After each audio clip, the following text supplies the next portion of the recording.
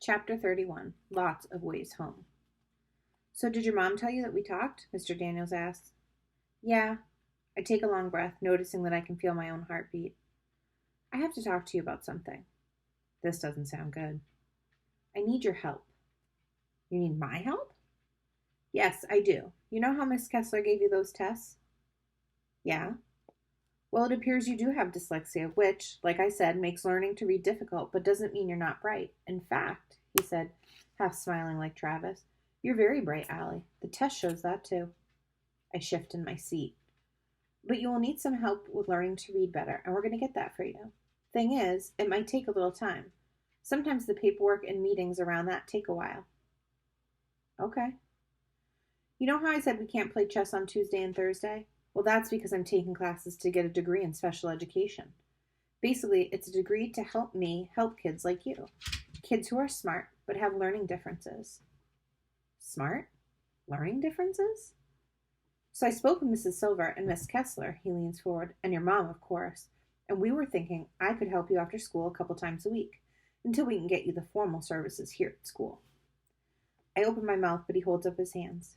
I know, staying after school with me will be torture, but would really help me with the projects I have going on for my degree.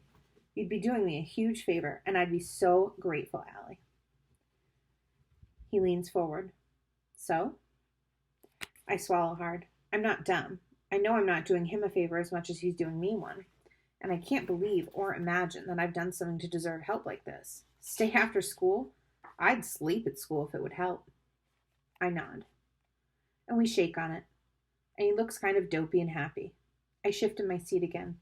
But can I ask a question? Sure. What are learning differences? Oh, okay, he thinks. When you ride your bike home, is there more than one way to go? Yeah.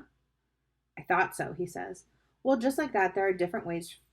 Just like there are different ways for you to get home, Allie, there are different ways for information to reach the brain. You have 5 senses, right? Taste, smell, sight, hearing, and touch. I nod. So what if an alien landed in a spaceship and you had to explain what the word frozen meant without using the sense of touch? What if you had to use just words? I think that would be hard, don't you? Yeah, it would be. I think you've had some trouble learning words with just your eyes. We're going to incorporate more of your senses to practice letters and sounds, and I want you to relax about it. We'll have fun. I won't give homework on this, no test to study for, or anything like that, okay? I nod. Have you liked playing chess? I nod, hoping we can play today. You know, I had a feeling you'd be good at it. I think your mind learns in pictures, and it helps you to be a really good chess player. We've played several times now, and you've learned it fast and improved without much time. Also, thinking in pictures, he leans forward, is one of the reasons you're such a good artist. Okay, I say, thinking this all sounds good so far. The only thing that worries me is that it won't work. I still won't be able to read. Good then, he says. We're going to practice writing letters, but we won't use paper and pencil. He pulls out a huge metal sheet and hands me a bottle of shaving cream. We're going to use this, and by writing in shaving cream, you'll use sight and touch and write large letters enough for your whole arm.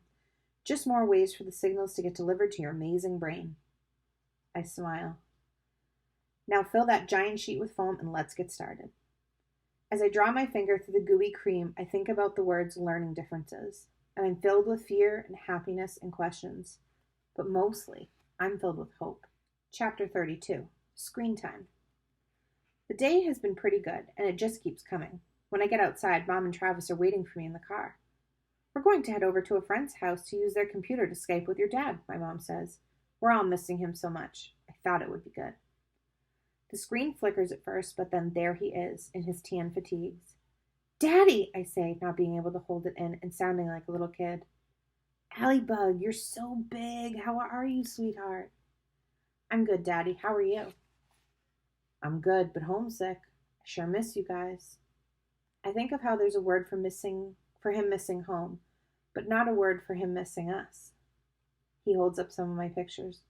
I love the pictures you sent. I hang them up around my bunk. The other guys are jealous. He winks. I can tell that Mom wants to cry, but she doesn't. She says that being a soldier's wife means being strong for him. She doesn't want him to know how hard it is without him here. He has enough to worry about over there. I sometimes wish she would tell him. I sometimes wonder if he would come home if he knew. Good, Daddy. I miss you so much. I miss you too, honey. You know I do. How are things? More silver dollar days or wooden nickels? Some of each, I think, but more silver dollars lately. My teacher is cool. And I can't even find the words to explain it. He's great. That's terrific, sweetheart. And I have two friends, Keisha and Albert. Keisha likes to bake and she's brave. You'd like her, Daddy. And Albert is like a computer. He's so smart. He's a little nuts, though. He's been telling us how he loves standardized testing. He actually thinks it's fun. Fun? Testing? He sounds like a different kind of guy. He is. And there's this girl named Shay at school who isn't very nice to me. I feel rushed, like I have to get in everything fast. Well, you'll probably run into people like that.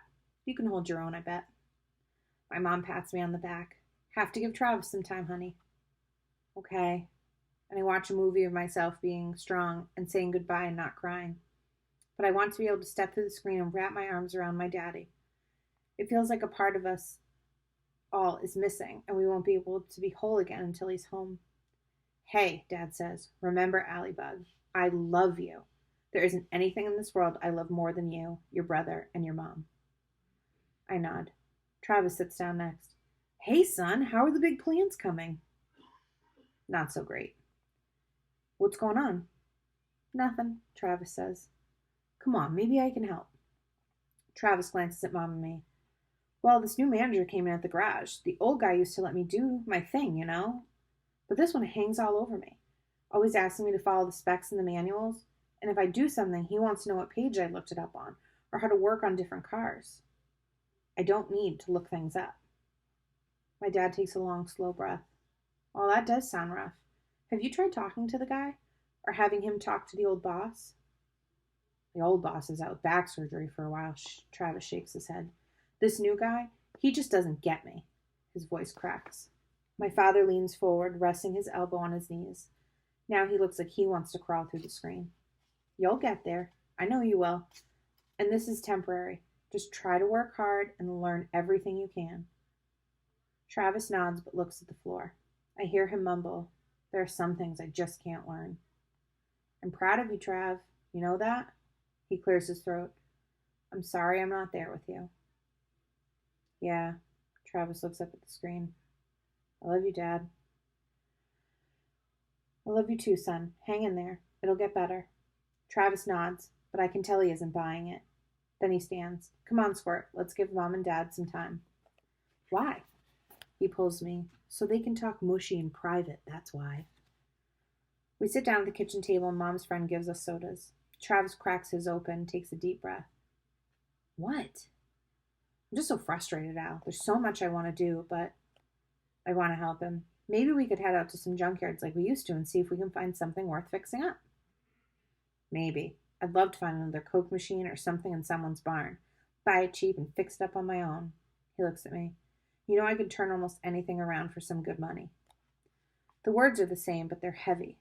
There's no wiggling fingers or talking of being a genius. My big brother looks so serious. I know you'll have Nickerson Restoration someday, Travis, and it will be part mine because of the name, right? He turns back and laughs, but it isn't real. He spends the rest of the time looking out the window, and I rack my brain trying to figure out what I can do. Mom calls us back to say goodbye. Dad puts his hand on the screen. All three of us put our hands on the screen too. Just as he flickers away, Mom leans over it and leaves a lipstick kiss on the glass. And then she rests her forehead there and stays a while. Chapter 33. Possibilities. Working with Mr. Daniels gets easier because I am happy. But the work is really hard for me. He's written cat on the board and we talk about the sounds. I can only hear one sound, cat, but he says that the word cat has 3 separate sounds. It feels like he's telling me the sky is yellow. As I see each of the sounds, he has me tap them out on my fingers. It does seem to help. It forces me to make them separately, even though they were all one word. But it's a tiny word, and I worry about what I'll do with whole books. Will I ever be able to do this? When we're all done for the day, he leans back in his chair like Travis would. So, you're doing great, Allie. You really are. How are you feeling about all of this? I'm actually happy to do the extra work, and I never thought I'd say something like that. He smiles. Good, I'm glad. But, yeah, I guess I still wonder if I'll ever be able to read the same as other kids and be normal and not have to have all this extra help. It seems impossible. He becomes serious. Then he takes out a piece of plain paper and pulls the cap off a marker with his teeth. He begins to write. Impossible. Do you know what that says? Remember to break it into chunks. That is one long word, though, isn't it? I nod, trying to sound it out. Important? No, but that's a good try. It says impossible, like you just said. You told me you think it's impossible to read as well as everyone else. Yeah, I say, wondering why he had to write it down for me. It's not like I need a reminder. Then he draws a red line between the M and the P and hands it to me. I want you to rip this paper into two pieces, right where the line is. I do. So now, Allie, the big piece of paper in your hand says possible. There is no impossible anymore, okay? I swallow and look down at it, and I feel a little dizzy. The way he makes me feel like it could actually be true. Now throw that little piece with the I am on it into the trash. It's gone forever. I walk over to the garbage and drop it in, watch it twist and spin as it falls. I look up and lock eyes with him and wish I had the words to tell him how grateful I am for him helping me. In the world of words, sometimes they just can't say everything. All right then, he nods. You head home. I have some homework to do or I'll lose my recess. Okay, I laugh, but I'm still thinking about the word on the paper. Thanks, I say, looking down at it. My pleasure, he replies, and takes a folder out of his briefcase. I stare at the word. Possessible, all the way down the hall. I study the red color. I draw my fingers over the letters. I even smell the paper so I can take it in somehow. I really want to believe. Chapter 34, Birth of a Star. Keisha, Albert, and I walked to Albert's after school. Keisha and I asked if we could come over and see his house, and he shrugged and said, okay. The whole time my hand is in my pocket holding on to that piece of paper. Possible. Albert's house is big but dark and dusty when we enter. There are piles of things everywhere. Not like papers like at our house. I mean piles of things with tubes and wires, things I don't recognize. His mom greets us. Hey, Albert, you have guests? Her tone tells me that this never happens. Yes, I do. They are my friends Keisha Almond and Allie Nickerson. Allie and Keisha, this is my mother, Aubrey Dubois, he says, waving at each of us, and she comes over and shakes our hands. Can I get you anything to eat? She asks, sounding nervous. Albert pauses. No, thank you. We'll just go upstairs. His mom says okay, and we are already following him up a skinny, twisty staircase. What kind of host, Keisha begins, doesn't allow his guests to have food? Dang it, Albert, I wouldn't have minded some. It wouldn't be logical to offer you something that doesn't exist. But she offered it to us, Keisha says. He opens his backpack and begins stacking his books on the desk like a pyramid. I can assure you that the refrigerator is quite empty. In fact, it hasn't been plugged in for a week. Oh, Keisha says, her voice getting quiet. I'm sorry, Albert. I really am. Now I know why his mom's voice sounded funny when she offered, and why he eats so much at school. Yeah, me too, I add. He turns, surprised. Why? Keisha scrunches up her face, the look she gets when she really can't figure him out. Well, I say, because you don't have food, or a refrigerator. It must be terrible to be hungry and not be able to eat, and it's probably embarrassing for you, maybe. I think it would be, I guess. He tilts his head. Filling the refrigerator does not fall within the parameters of my responsibilities. Therefore, the lack of food therein would have no reflection on me whatsoever. We are silenced. I don't know about Keisha, but I couldn't answer that for $1 million. From the looks of her, I don't think she can either. I finally lift my gaze from his face to look around his room. Just a bed, a desk, and an empty trash can. The carpet and his blankets are all dark green, but his walls have colorful posters, all science-related. There's one I like the most, a picture of outer space, but with every color you can think of all swirled together with an orange glow off to the side. It's beautiful. I point at it. Albert, what is that? That is the birth of a star, the single most important thing that can happen in space. Well, the single most positive thing. Anyway, it's beautiful, I say. He stares at it. Indeed it is, he says, sitting down at his desk. Keisha laughs. You're going to be a star one day, Albert. You'll do something amazing. I don't like... He shifts in his seat. I don't wish to be in the limelight. Limelight? I ask. I don't like a lot of attention. Well, you better get used to it, Albert, Keisha says, because there's no way on God's green earth that you won't have boatloads of it when you get out and cure cancer or discover another planet or something. That's my hope. I want to change the world, do something good. And all of a sudden, I feel sad as Keisha goes on about how famous Albert will be, how he'll be written about in history books and stuff. Hey, Keisha says, poking me. Why are you so serious over there? I'm thinking about the things Keisha and Albert will do and how I can't even read. I can't tell them that, though, so I tried to sound happier.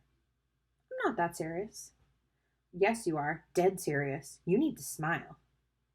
I am smiling, I say. Well, someone better tell your face about it. I hesitate. Can I tell you both a secret? I ask, reaching into my pocket to touch my possible paper that I've carried since I got it. Yeah, of course. You won't tell anyone? Yes. Now what's the secret that we won't tell anyone, because that is the definition of secret? Albert is quiet, but his head is tilted to the side. I never told anyone this, but I have a lot of trouble in school with reading and writing, and, well, everything but math and art. Keisha laughs. That's not a secret. And then I feel terrible, and I feel my eyes begin to sting. I start to walk away, but she pulls my sleeve and pulls me back. Albert looks upset. No, that's not what I meant. I mean that we know that. It doesn't matter to us. However, Albert says, I do wish it was easier for you. We will not share your secret. Mr. Daniel says I have something called dyslexia, which means it's hard to read letters, and that's why I've been staying after school so he can help me. Keisha's eyes are wide. Extra school after school? That's terrible. I mean, terrible. I want to tell her that I'd spend the night at school hanging upside down in a closet if I could just read. I don't mind. He's nice to help me. We'll help you, Albert said. But I worry that maybe he can't help me, I say, and then I mumble. It makes me feel like I'll grow up to be a nobody. How can you say that? Keisha asks. Well, you'll probably have some big successful baking company, and Albert will do whatever in the world Albert will do, and I'm just hoping to read a menu in a restaurant. Keisha steps and puts her arms around my shoulders. You say he's going to help you, right? You say, Albert adds and then pauses to think, that you'll grow up to be nobody. But logically, if nobody's perfect, well then, you must be perfect. Perfect? Me? No, I say. You're pretty perfect, Allie, Keisha says, laughing. Do like Mr. Daniel says. Be yourself. Be who you are. You know, Albert says, I've wondered about that saying. I can't ever find an answer anywhere on the internet. What do you mean, I ask. Be yourself. You always hear that. So, Keisha asks. Well, Albert begins, what if you don't know who you are? I get what he means, I think. People ask what you want to be when you grow up. And I know what kind of grown-up I want to be, but I don't know who I am now. Albert stretches his legs out. There are always people ready to tell you who you are, like a nerd or a jerk or a wimp. I think how it's hard not to believe the bad stuff. Look at it this way, Albert says.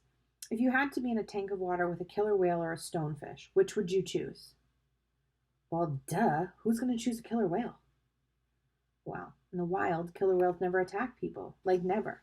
A stonefish is way more dangerous with 13 venomous spines. It's the words. If the killer whale were called a friendly whale, no one would be scared. And I think of words, the power they have, how they can be waved around like a wand, sometimes for good, like how Mr. Daniels uses them, how he makes kids like me and Oliver feel better about ourselves, and how words can be used for bad, to hurt. My grandpa used to say to be careful with eggs and words, because neither can ever be fixed. And the older I get, the more I realize just how smart my grandpa was.